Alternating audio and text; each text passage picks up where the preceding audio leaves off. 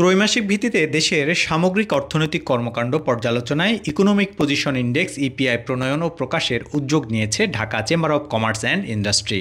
শনিবার ২৫ October DCCI অডিটোরিয়ামে এ বিষয়ে সেমিনার অনুষ্ঠিত হয়। ডিসিসিআই সভাপতি তাসকিন আহমেদ এতে সভাপতিত্ব করেন। ঢাকা চেম্বার প্রণীত ইপিআই এর মাধ্যমে প্রথমবারের মতো ত্রৈমাসিক ভিত্তিতে দেশের ম্যানুফ্যাকচারিং ও সার্ভিস সেক্টরে কার্যক্রম মূল্যায়নের একটি কাঠামোগত পদ্ধতি প্রবর্তিত করা হয়েছে। অনুষ্ঠানে মূল প্রবন্ধ উপস্থাপন করেন সংগঠনের ভারপ্রাপ্ত মহাসচিব ডক্টর AKM আসাদুজ্জামান পাটোয়ারি। গবেষণা প্রবন্ধের পয়েন্ট ভিত্তিক আলোচনায় উঠে আসে প্রাপ্ত ফলাফলের গুরুত্বপূর্ণ দিকগুলো। বক্তারা বলেন, ইপিআই সূচকে ত্রৈমাসিক ভিত্তিতে ম্যানুফ্যাকচারিং ও সার্ভিস সেক্টরের কার্যক্রম বিশ্লেষণ করা যাবে। আমাদের দেশে যখন অর্থনৈতিক বা পলিটিক্যাল অস্থিরতা, তখন কিউআইপি স্ট্যাটিস্টিক্স দেখেন সেটা খুব হেলদি রাখায়। তো এই ধরনের অসঙ্গতি কিন্তু আমাদের লোকাল স্ট্যাটিস্টিক্সে রয়েছে।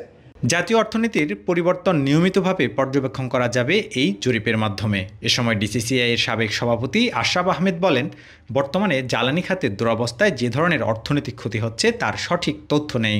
এছাড়াও সেমিনারে দেশের সার্বিক ব্যবসায় পরিবেশ ও অর্থনৈতিক পরিস্থিতি নিয়ে আলোচনা করেন বক্তারা। আমরা যদি চিন্তা করতে চাই, এখন এই সিম্পল এক্সাম্পলটা দিয়ে যাই যে গ্যাস সাপ্লাই ইন্টারাপশন হলে ইকোনমিক অ্যাক্টিভিটি কতখানি কমে, জিডিপি ইমপ্যাক্ট কত হয়, কত কমে, এটা কি আমরা জানি?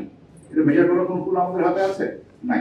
এক্সট্রিম মশার কয়েল প্ল্যান্ট ফাইবার দিয়ে তৈরি, ডেঙ্গু চিকুনগুনিয়া বাহি সহ যে কোনো মশার বিরুদ্ধে দেয় এক্সট্রিম সুরক্ষা। ডিসিসিআই জরিপে উঠে আসে দেশের জিডিপির 46% ঢাকার অবদান, যেখানে মোট কর্মসংস্থানের 40%ই রাজধানীতে।